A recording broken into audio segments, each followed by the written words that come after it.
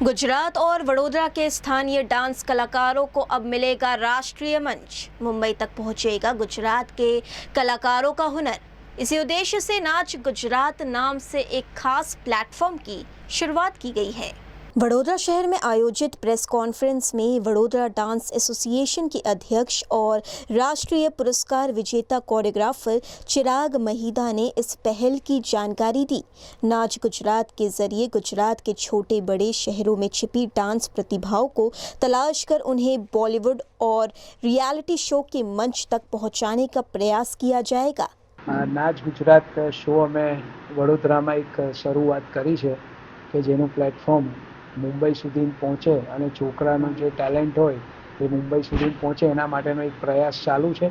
એમાં સારા ઇન્ડસ્ટ્રીના એટલે dance reality શોના જજ બોલિવૂડ કોરિયોગ્રાફર એ લાવીને અમે એક પ્રયાસ એક મોટો કરી રહ્યા છે કે જે દર વર્ષે આવી રીતે ઇન્ડિયાના લોકો ગુજરાતના લોકો વડોદરામાં આ રીતે એક નાચે અને મુંબઈ સુધી પહોંચે।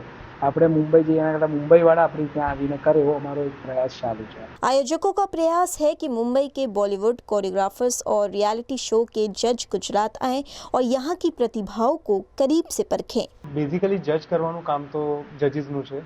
સ્પેશિયલી એના માટે જ અમે નિકિતા મેમ છે, કમલેશ સર છે, એ જજ કરે છે। મારું કામ છે શોને ડિરેક્ટ કરવું, શોને એક સારા પ્લેટફોર્મ સુધી પહોંચાડવું અને આજની જનરેશનમાં ગુજરાતમાં સૌથી પહેલાં તો કહીશ કે ફૂલમાં પ્રોડક્શન અને ચિરાગ સરનો આભાર છે, કારણ કે આટલા બધા જેટલા પણ લોકો છે એ બધાને અહીંયા સુધી લાવવું, આ જે સેલિબ્રિટી જજીસ છે એને અહીંયા એક પ્લેટફોર્મ પર લઈ આવવું અને જેટલા પણ આપણા ડાન્સર્સ છે એ ડાન્સર્સને એ લોકો જજ કરે અને પછી આપણા જેટલા બી ડાન્સર્સ છે એની પ્રતિભા હજી વધે, કારણ કે એ લોકોમાં સ્પાર્ક ત્યારે જ આવશે જ્યારે એ લોકો કોઈક એક સેલિબ્રિટી જજની સામે પરફોર્મ કરશે।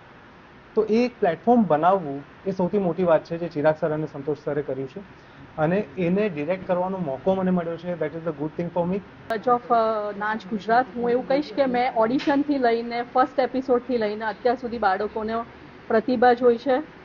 પહેલાં કેવું હોય છે કે જ્યારે બાળકોને બહુ મોટો પ્લેટફોર્મ અને મોટા કેમેરા સામે આવે છે તો થોડો હચકાચાય છે। હવે જેમ જેમ ધીરે ધીરે એપિસોડ આગળ વધતા જાય છે તો એમની અંદર જે કોન્ફિડન્સ છે એ વધવો જોઈએ, એની પ્રતિભા આપણાને દેખાવી જોઈએ।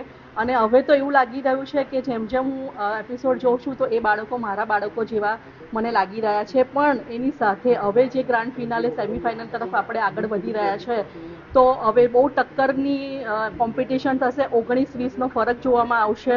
એટલે હું આશા કરું છું કે ફિનાલે સુધી જે ડિઝર્વ કરે છે અમે એને ચૂની લઈશું।